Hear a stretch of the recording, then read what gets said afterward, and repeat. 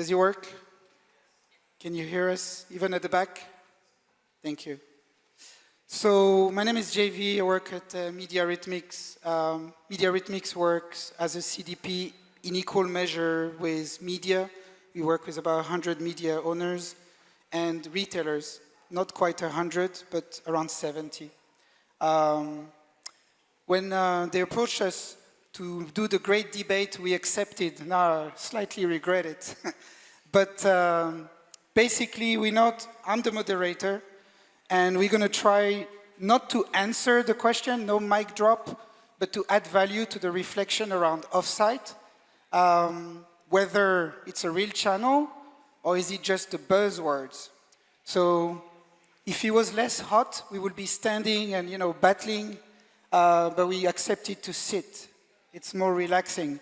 So I'll let them introduce. We have 4 rounds, 4 questions, opposite views, and then you'll tell us after if it added value to your reflection. Margot, do you want to introduce yourself? Sure.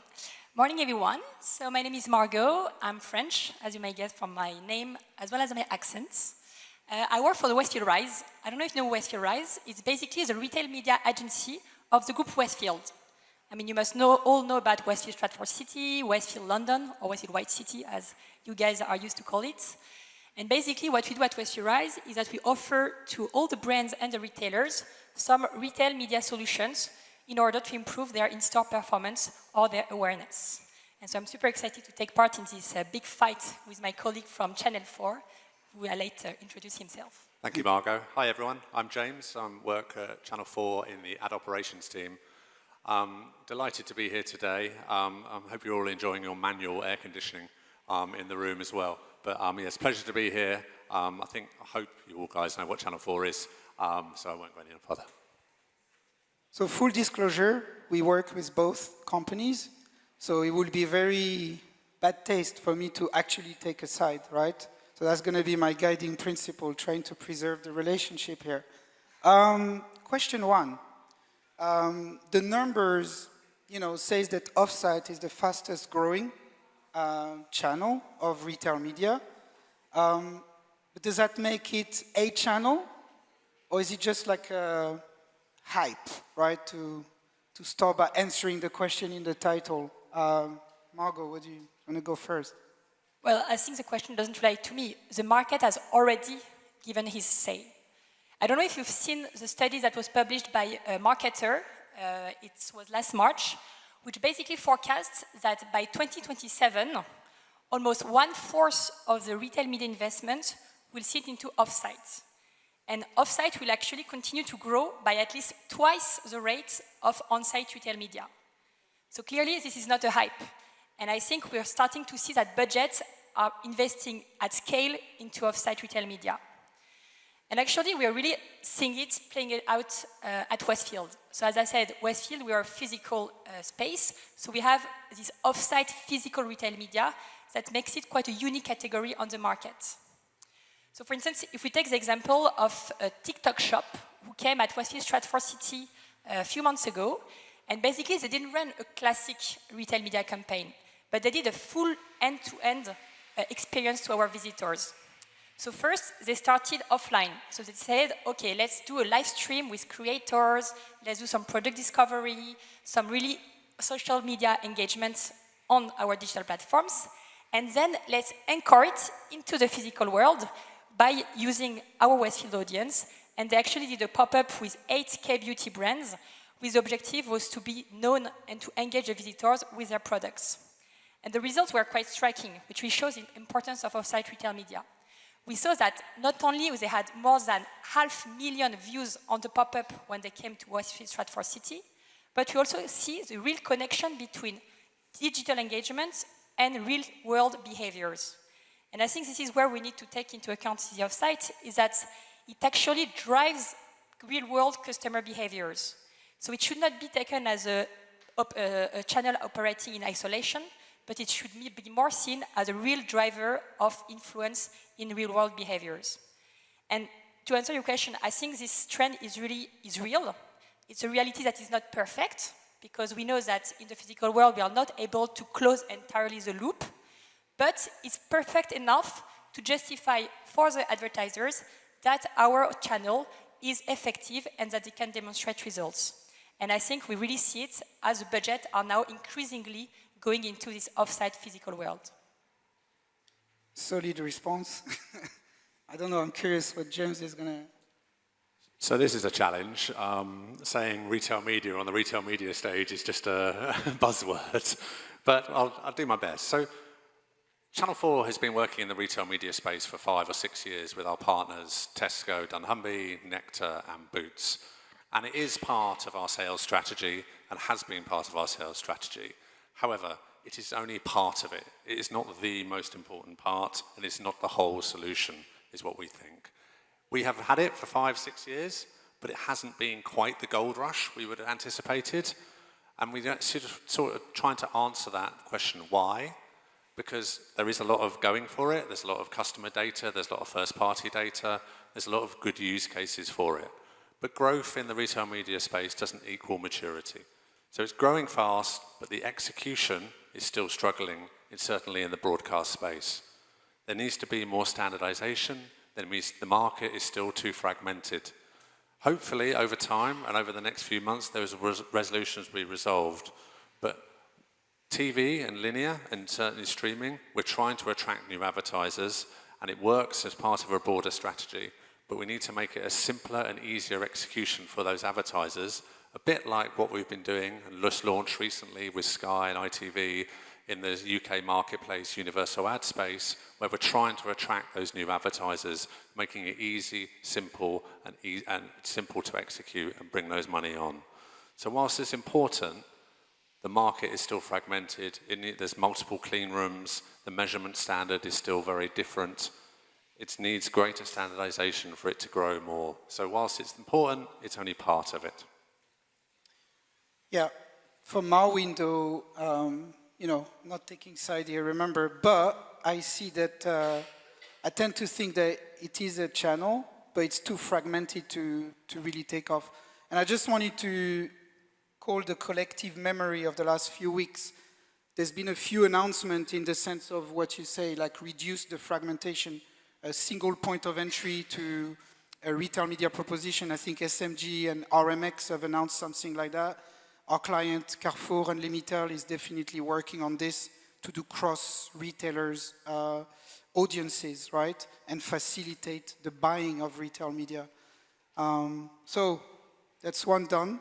Thank you. Did I win? Say? Did I win that round? Wait for the end. Yeah. No, wait. That was second question.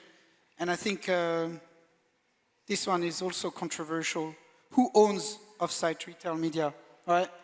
When you ask to media people, they're just offsite retail media. It's just another day in the office, right? So maybe Margot, what do you make of this? You know, like retailers have all the data, broadcasters, landlords have all the audience, but who owns it fundamentally, if anyone? Yeah, when people tell me, ask me about this question of who owns retail media, I try to see that the value is not in owning a screen or owning an audience or owning transactional data. The value really lies into understanding the customer journey and what drives the purchasing act. And basically at Westfield, what we say is that we measure impressions, but what we truly do is that we can see behaviors. And actually, to let you know, we launched Rise Plus, which is basically a data technology based on cameras that are set up in our malls. Don't worry, it's fully GDPR compliance. And basically, the objective is that we're able to say, where did the customers move into the mall, which store they visited, how long they stayed in the store, which kind of audience was it? It was more male, female, how old were they? All this enables us to capture some qualitative data that, combined to the retailer data, enables us to quantify the outcomes of some campaigns. Sorry. And basically, the objective, what we clearly see behind this, is that what makes sense is to understand the customer journey. For instance, if we take the example of a campaign we did with Crocs, we're able to say that we did a campaign that was on-site through digital totems and as well online, and the results were striking. we saw that actually the Crocs campaign delivered more than 5 million impressions. And what's most important is that the store uplift of the people who were exposed to the campaign in the mall was plus 67%. It's huge. And this really demonstrates the impact of being able to understand these behaviors and this connection between what is happening online and what is happening in the store. And I think this is really where there's something where we can see the difference, is being able to understand which journey, which different touch points have collectively enabled to measure the end-to-end impact, which is basically the transactional impact. And actually, we don't, sorry. Which country was the Crocs? It was in the UK, still in Westfield, Stratford City. And what I was saying is that actually we don't care whether the first touch points was online or if it was on the broadcaster streaming platform or if it was in the Westfield London or the Stratford City Mall. Basically, what we want to understand is what was the end goal. Was it something that made people go into the store? Was it something that increased the awareness of the product? This is really what matters. And so basically at Westfield, we don't claim to own the transactional data or to own the screen. What we claim is that we understand the journey that drives to this outcome. Drive to store, own the journey. Understanding the journey. So, does it matter? It's difficult to say, but I think what it is between landlords and broadcasters is it's a collaboration. It's a partnership, I think. Retailers know who bought the products, but broadcasters know who's watching. And broadcasters offer that brand-safe environment and that engaged audience in peak times in premium environments. And that's what we try and sell our inventory and on VOD, on Channel 4 streaming on. It's broadcasters own the attention. The user is sitting back watching TV, either on linear or streaming, and they're shaping that consideration before purchase. That's the argument that we're trying to put here, that it's a collaborative effort. So retailers do have those commerce signals, but we as broadcasters, I think, provide that scale and that influence to get better outcomes for brands. And I think that's the critical point that we're trying to get across. Yeah, it might be the most consensual question here in the sense of you can have the best of both worlds, I think. Someone I can't remember the name of, I don't want to say, but they said you don't need to advertise in the yogurt section to target the yogurt buyers. So it's a bit of a ridiculous example, but this conversation shows that you can target certain segment of users of the retailer's data on a more prestigious, emotionally intense channel. Absolutely. Cool. Thank you both. 1-1. Yeah, one more. I'll pick it up, don't worry, those cards. Well, speaking about best of both worlds, I think everybody in this room has heard or read about the Channel 4 and Nectar 360 as a case study, right? Is it just a case study? Does that make it, is it offsite retail media working, or is it just that? Or is there something more there? I think with the... Oh, sorry, I'll pick that up. I think with the Nectar Channel 4 collaboration that we've been having now for 5 years, it has proved that the perfect attribution, the closed-loop attribution, is working and is giving something back to both ourselves and to our clients. So what we use at Channel 4 is we use data clean rooms, obviously, to use the Nectar data to match with our own Channel 4 data. In a safe way, in a privacy-safe way. We then create that audience segment, push it through mediarithmics, and then target that and create that audience segment for advertisers to target against. We then know who exactly has watched that piece of content, and we'll put that back into the clean room alongside people that have bought the product over the last 7, 14, 28 days. And then we'll give the results back to advertisers. And we've seen over the last 3 or 4 years that the attribution numbers and percentages have been incredibly high. It doesn't work for all advertisers, but it definitely works for those key advertisers that are on Channel 4 at the moment. And I think what that does is it proves the impact of TV. We've seen it with Nectar, we see it with dunnhumby data, Tesco data, and we're seeing it increasingly with Boots data as well. And we think that the premium media equals strong results and gives good outcomes, and we can now prove those incremental sales that we hadn't been able to do for some time. And we're also moving into other areas. We're also, another JV that we're working with Sky and ITV is also the Lantern project. And that is also, that's not taking retail media, but it's also using outcomes-based decisions. And so what that does is it's currently in beta phase, but we're getting advertisers on board currently that will then be able to measure their outcomes using third parties, measure protocol and analyzer to see the actual results of those campaigns. So retail media is important, but it is, again, it's part of the story. But that closed loop attribution is proving the value of TV, and that's great. Right. Can I jump in? I have not worked with Nectar, but what I like about your example, James, is basically that it demonstrates that Channel 4 is an amazing channel because it managed to do this perfect attribution. And so I have a question on this, and maybe it's a question for the audience, and I'm happy to discuss about it after the panel with you. Do you think that the fact that for some channels we cannot measure this perfect attribution like the physical world, does it make it an excuse not to invest in those kind of channels where we cannot really measure perfectly the end-to-end attribution? So I will answer because personally I think that imperfect attribution is still attribution, and actually it's improving every day.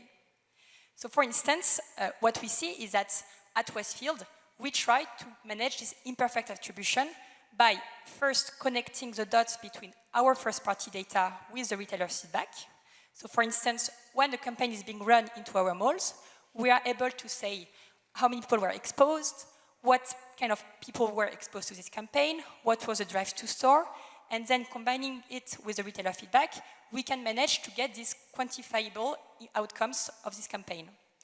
And I think this is really what it's all about. It's about understanding what really makes us understanding this journey. Again, I'm really into this understanding of the journey, because this is really what will make a campaign impactful. And so let's take a concrete example. We did a campaign, I think, a few months ago with Wicked in Westfield, London. So you might not all have heard about Wicked. So it was for the launch of the movie. And basically, it was super interesting because this campaign managed to earn more than £2.3 million of media value. It has increased the footfall of 4%, and we're talking about a footfall of approximately 30 million, just to give you an idea of the strengths. And what's super interesting is that because we got this retailer feedback, we were able to understand that 40% of the visitors who came on the pop-up had heard about the activation online. And do we say, is it perfect attribution? No, it's not.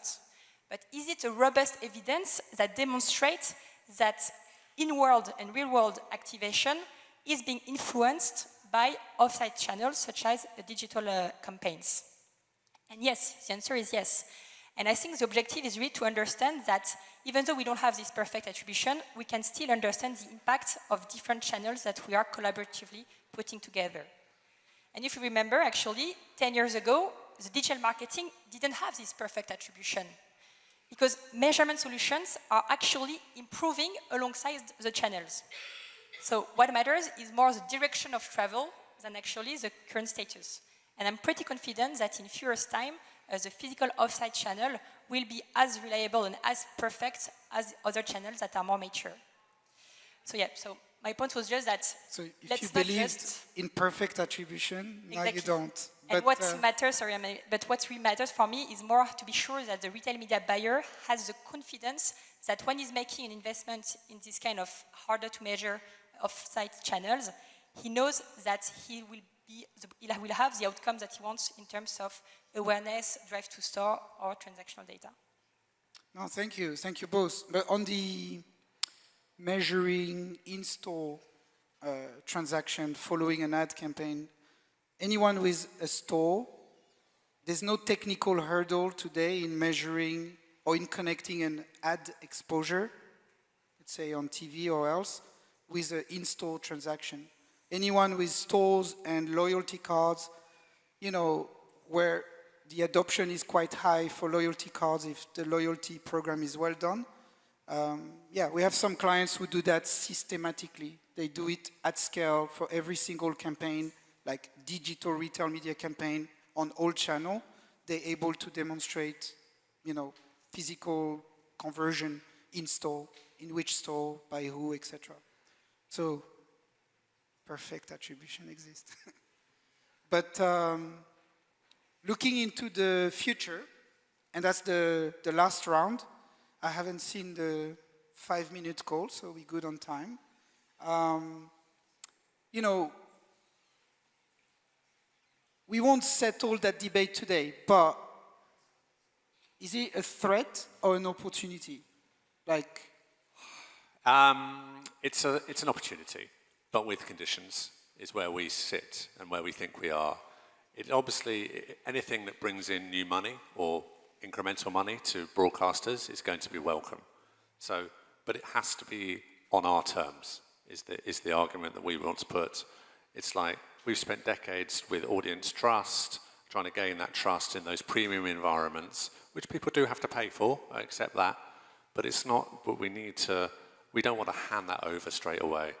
So we want to be able to have that opportunity, but really on our terms and how we decide it moving forward. It gives us, though, if we do get that opportunity right, it does give us that extra revenue, diversifies the broadcaster revenue, and it strengthens TV's accountability. We own that inventory, and so I think we're well placed to capture those budgets. And so the 1 in 5 ad dollars that will go to retail media, we do see as that opportunity, and we think it will grow. I'll go. Well, I'm not a broadcaster and not handling CTV, but if I were a broadcaster, it would definitely be an opportunity that you guys can't afford to ignore, because I'm thinking that for CTV, if you were missing this kind of connection between this retail data and the real-world behaviors, I think you would end up, maybe the risk would be to become the TV 2.0, meaning that you have the scale, you are premium, you are a super highly engaging channel, but you would be missing this proving factor of being able to measure the commercial impact of this channel. And so for Westfield, talking about what I know the most, basically what's quite unique is that we've built something that on the market does not exist. We've managed to build a retail media category that for now is really at the beginning, and so the journey is pretty amazing, and there are so many other opportunities to capture in the future. Basically, what makes us very powerful on the market, I believe, is that we sit at the intersection of 3 things. First thing is that we have addressable and qualified audience. So we are talking about more than 900 million visitors in our malls every year, so that's quite massive. Second is the fact that we have premium physical environments. You all know, and you may be all going to your Westfield Stratford City or Westfield London Mall to do your shopping during the weekend. And the third point is that we have these real-world behaviors that, with our technology, we are now able to quantify. And I think this is really what's making us quite unique and making us at the forefront of this retail media channel. And with all the CDP, the clean rooms that we're setting up with mediarithmics, as well as an increasing collaboration among retailers, because whether or not there are more and more collaborations, and actually, I don't know if you know, but as of today, almost half of the European brands are already collaborating with the retailers to share some data. And this collaboration will just gain momentum, because as marketers, they need to demonstrate the link between media exposure and the business impact. I mean, there might be lots of marketers in the room today, and you might be able to testify that when you want to justify an investment, you need to demonstrate that there is an ROI behind all the activations that you're making. And basically what we want to demonstrate with Westfield is this capacity to connect the dots and to demonstrate that there is an ROI behind every activation. Even though the loop is not fully closed, it's still something that where you can demonstrate the impact. Thank you. Earlier we were trying to answer who owns the retail media channel. Maybe it's who owns the relationship with the advertiser. And I'm happy to get more UK feedback, but what we observe is that different countries have different practices on this. Like the UK is very media driven. You spent decades building the relationships with the advertisers, and all the public broadcasters or commercial broadcasters have made a good job early days. How long have we been working together? 7 years, to defend that position, you know, over the years, and avoid, not my own words, the shitification of TV. But maybe we're in a different phase now. So I think yeah, we're on a different phase. I think the future is collaboration and shared infrastructure. I think that is the argument. And we said here that more money is going to retail media, and I know I'm supposed to argue it's just a buzzword, but there is more money going from it, and we do expect it to go through it. It's just not, we just need to find a way to protect everybody, certainly both sides, nothing nefarious going on, but it's sort of, I think it's the next chapter of advertising is more what it is.